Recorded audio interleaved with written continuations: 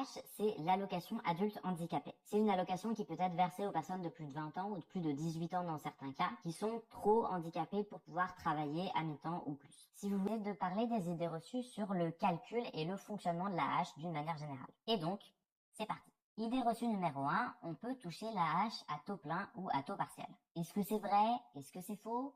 Ça dépend de ce qu'on veut dire par là. Est-ce que c'est vrai qu'il y a des gens qui touchent l'intégralité de la hache, à savoir un peu plus de 900 € et d'autres moins? Oui, c'est vrai. Est-ce que le montant de la hache varie suivant notre taux d'invalidité ou à quel point on est handicapé? Non, absolument pas. Est-ce que la MDPH, qui est la structure qui décide si on a le droit ou pas à la hache, peut dire vous avez le droit à 50% d'AH? Non plus. Ce qu'il faut bien comprendre, c'est que le droit à la hache et le calcul de la hache, ce sont deux choses complètement séparées qui sont gérées par des administrations différentes. D'un côté, on a la MDPH, la Maison départementale des personnes handicapées. La MDPH, c'est l'administration qui s'occupe de dire si oui ou non vous avez le droit à la hache. C'est tout ou rien. Soit elle vous dit que vous avez droit à la hache, soit elle vous dit que vous n'y avez pas droit, mais elle ne peut pas accorder la hache de manière partielle. Le seul paramètre que la MDPH peut faire varier en dehors de ce oui-non, c'est la durée d'attribution. Donc, est-ce que vous avez le droit à la hache pour 2 ans, 3 ans, 5 ans, 10 ans, à vie, etc. Et ça, pour le coup, oui, ça va dépendre de vos handicaps et de votre taux d'invalidité, mais ça ne change rien au montant de la hache. Et la CAF, donc, c'est l'administration qui gère le calcul et le versement des allocations. Si vous êtes célibataire et que vous n'avez pas de revenus, c'est facile, vous touchez l'intégralité de la hache, soit à peu près 900 €. Si vous avez des revenus et ou que vous êtes en couple avec une personne qui a des revenus, votre AH peut diminuer proportionnellement à ces revenus-là. J'y reviendrai plus tard dans la vidéo.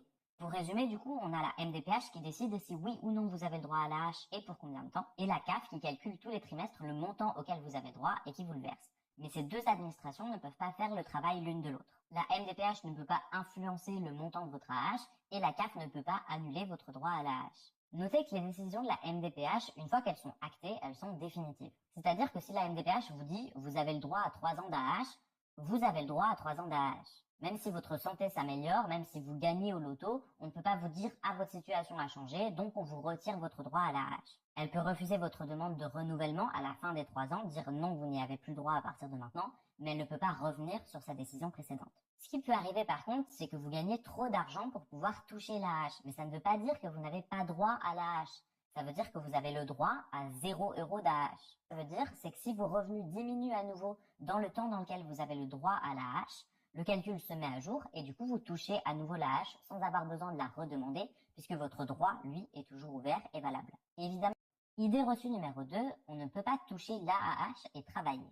Bah ça c'est faux, il n'y a absolument aucune loi qui indique ça et même au contraire, il y a comme je l'ai dit des lois qui expliquent comment calculer l'AH quand on travaille, donc c'est bien que c'est possible. Par contre, il y a des limites à ça. Comme je le disais, le montant de la AH est calculé par rapport à vos revenus, donc il est possible qu'il diminue si vous travaillez. Si vous n'avez pas d'enfant à charge et que vous êtes célibataire aux yeux de la CAF, votre AH va diminuer dès que vous avez des revenus. Si vous êtes en couple et ou que vous avez des enfants à charge, ça va vraiment dépendre de votre situation, mais il est possible que l'AH ne baisse pas quand vous avez vos premiers revenus. Par exemple, si vous êtes célibataire et avec un enfant à charge, l'AH ne commence à baisser que si vous gagnez plus de 1 000 € de salaire. Et encore une fois, comme je le disais, la MDPH ne peut pas revenir sur sa décision.